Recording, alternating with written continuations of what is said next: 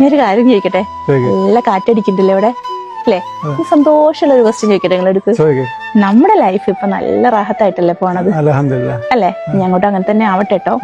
ഒരു ക്വസ്റ്റ്യൻ ചോദിക്കാണ്. In case എനിക്ക് എന്തെങ്കിലും സംഭവിച്ചാല് നിങ്ങൾ വേറെ കല്യാണത്തിനെ പറ്റി ചിന്തിക്കോ? അതായത് ഞാൻ മരണപ്പെട്ട് കഴിഞ്ഞാൽ തീർച്ചയായിട്ടും 100% ഞാൻ വേറെ കല്യാണം. നിങ്ങൾ സന്തോഷമുണ്ടോ ക്വസ്റ്റ്യൻ കേട്ടിട്ട്? അങ്ങനെ അതൊരു സാഹചര്യമാണ്, എന്തായാലും നമ്മൾ ചെയ്തേ പറ്റൂ. ആണിനെ അപേക്ഷിച്ച് പറഞ്ഞാല് ഒരു പെണ്ണില്ലാതെ ജീവിക്കാൻ, അതായത് ഭാര്യ ഇല്ലാതെ ജീവിക്കാൻ ബുദ്ധിമുട്ടാണ്.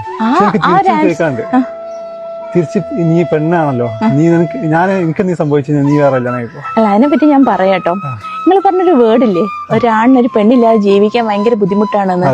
അത് സമ്മതിച്ചു തരാൻ നിങ്ങൾ ആണുങ്ങൾക്ക് കുറച്ച് കുറവുണ്ട് അല്ലെ? കുറച്ചത് പറഞ്ഞുതരാം. അത് എന്തുകൊണ്ടാന്ന് എനിക്കറിയാം. ചോദിച്ചപ്പോ അതിന് നല്ല ഫ്ലുവന്റ് ആയിട്ട് ആൻസർ പറഞ്ഞെന്ന്. ഒരാണിന് ഒരു ഭാര്യയായിട്ട് തന്നെ വേണമൊക്കെ എല്ലാ കാര്യങ്ങളും ചെയ്തു തരാൻ.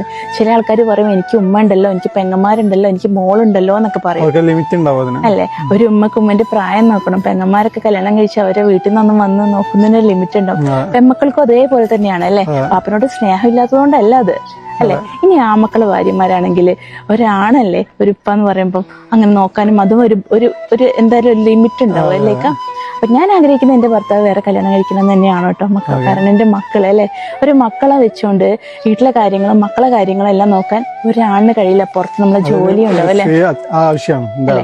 ഇനി എന്റെ അടുത്ത് ചോദിച്ച ചോദ്യത്തിനോട് ഉത്തരം ഞാൻ പറയട്ടെ.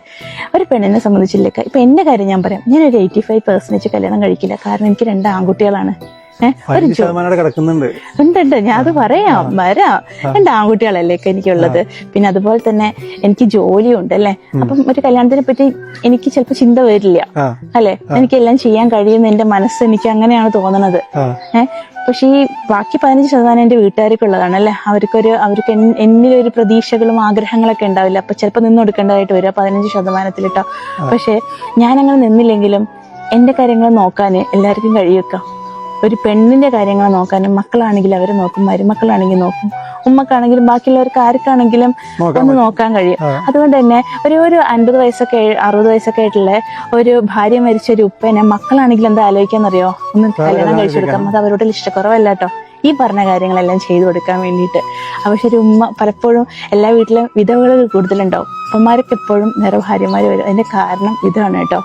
അപ്പം ഈ ഒരു മെസ്സേജ് നല്ല രീതിയിൽ എടുക്കുക, നല്ലൊരു മെസ്സേജ് കണക്കാക്കുക അല്ലെ?